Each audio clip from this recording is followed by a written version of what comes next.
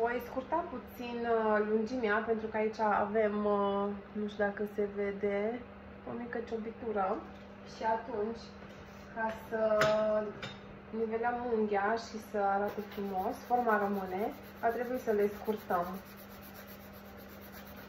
Până scoatem această mică ciobitură din colț. Da, din păcate, forma pătrată a unghiilor este puțin mai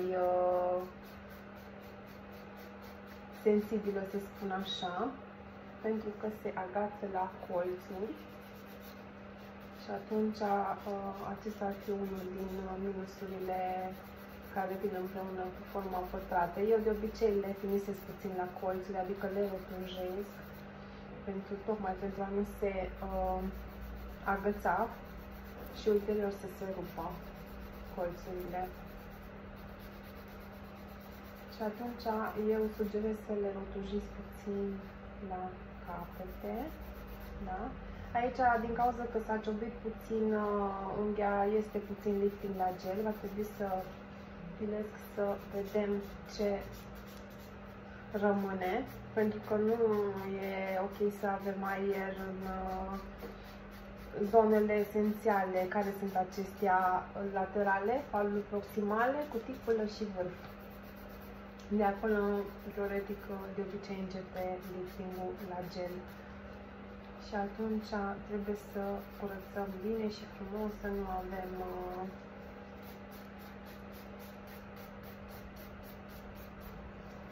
lifting. Gelul s-a păstrat destul de bine în aceste 3 săptămâni, din câte văd eu. Nu a avut foarte mult lifting, iar ceea ce mi-a căzut din zona de cuticulă este acel material puțin mai vechi, care a văzut natural cumva supilă, nu a trebuit să insist eu sau să se fi produs lifting ca să îl dau jos. Deci ceea ce este vechi și nu mai are ce căuta pe placa unghială, cade din pilă cumva singur, natural, fără să insistăm noi. Am început cu degetul mare, deoarece am vrut să-mi setez lungimea unghiei, da? După care mă voi ghida și cu restul. De obicei se începe cu degetul mic, dar aceasta fiind ciobită, am început cu degetul mare ca să-mi setez lungimea. Iar acum voi începe cu degetul mic, de la mâna dreaptă a clientei înspre mâna stângă și din nou mâna stângă începem tot cu degetul mic. Acum am ghidajul lungimii de la degetul mare și mă duc în continuare. Având în vedere că gelul s-a păstrat foarte bine, undeva la 70% mie mi-a rămas pe unghia naturală, deci totul e safe. Unghia arată bine, trebuie să o verificăm, să identificăm posibile anomalii sau afecțiuni, dacă sunt. Aici nu este cazul. Arată bine, e rozalie, deci înseamnă că e sănătoasă, nu s-a ajuns la unghia naturală, nu s-a luat în profunzime pupila, deci întreținerea a fost, cea veche a fost făcută exact așa cum trebuie să fie.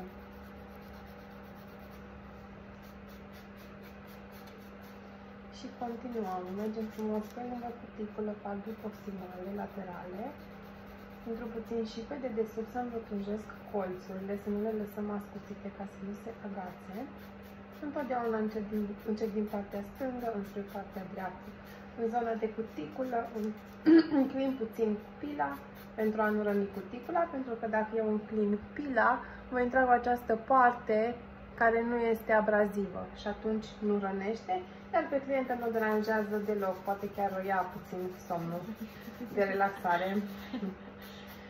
Așa, și atunci mă duc în continuare frumos, pilesc în suprafață, întotdeauna în suprafață, doar puțină presiune pun pe pilă cât să ne îndepărteze surplusul de gel. Trag de falurile proximale pentru a nu le deranja, pentru a nu le zgâria cu pila, da? Din nou îmi rotujesc colțurile. Eu folosesc o pilă de 100 pe 150, puteți folosi o pilă de 100 pe 180 în general la îndepărtarea gelului la întreținere. Puteți folosi și pilă de 80 pe 80, doar că aceea este mai dură și vă sugerez să o folosiți doar dacă credeți că stăpâniți foarte bine pila, pentru că altfel rupeți cuticula, faceți foarte multe răni, da? Pentru că e dură. Cu cât crește granulația pilei, cu atâta este mai fină, iar cu cât scade, cu atât este mai dură. Deci cele de 80 pe 80 sunt foarte, foarte dure. Eu le-am folosit, îmi plac, dar mă repet, doar dacă considerați că le stăpâniți foarte, foarte bine, altfel putem produce răni. Pilim în continuare frumos. Zona de cuticulă avem grijă. Nu vă sugerez să tăiați cuticula înainte, tocmai pentru acest lucru, ca să nu rănuim cuticula. Știu că sunt persoane care întâi împing cuticula la o întreținere de gel, apoi continuă cu tăierea ei, stilizatul ei, iar apoi îndepărtează gelul. Nu e tocmai ok, pentru că deja acolo avem o sensibilitate, iar noi avem destul de mult de pilit aici și inevitabil un pic cuticula o atingem, chiar dacă atingem cu zona pilei care v-am spus mai devreme și care nu este abrazivă, dar totuși o atingem puțin și nu am vrea să sensibilizăm locul, da? Deci întâi ne pilim surplusul de gel, iar apoi venim cu următorii pași care ne conduc spre stilizarea cuticulei.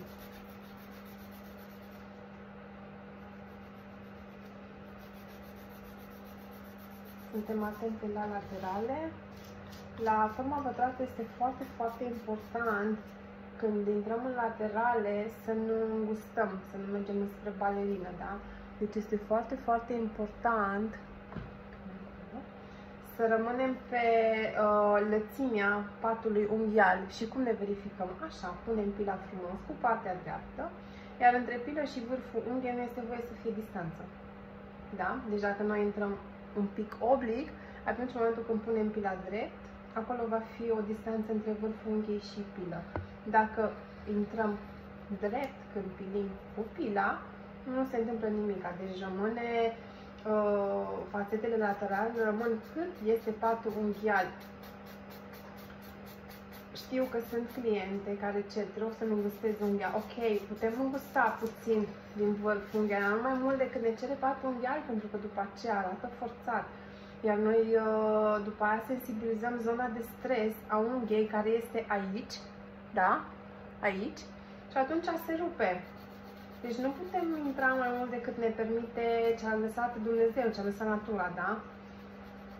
Și atunci trebuie să intrăm drept. Este foarte, foarte important să intrăm drept la fațetele laterale.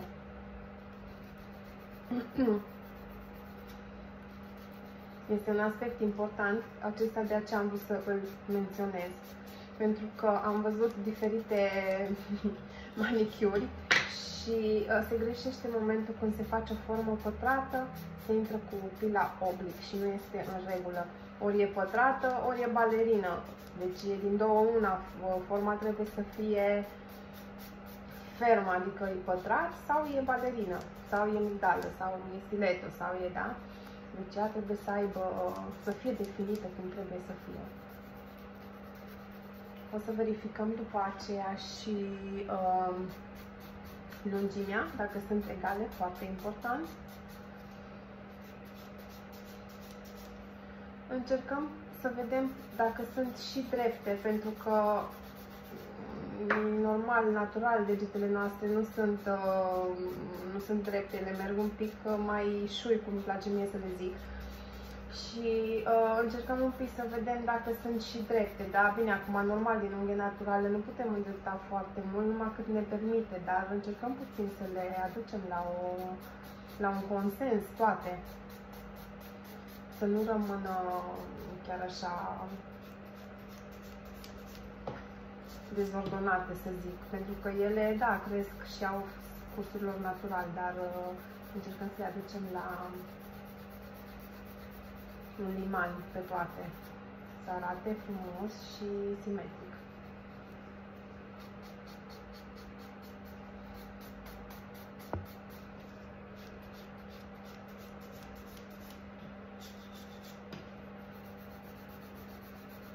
tot timpul să dați praful la o parte, pentru că o dâră de praf vă fură și poate să fie strâmbă, poate să fie o fațetă, da? Mie nu-mi place când este praf și de aceea îl îndepărtez destul de des, pentru că mă fură puțin la tot ceea ce am de făcut aici și nu-mi place și atunci folosesc destul de des pila. Că poate să rămână o fațetă și nu o vedem, sau să nu fie fațetă, să fie doar o dără de praf și pe noi ne fură puțin, da?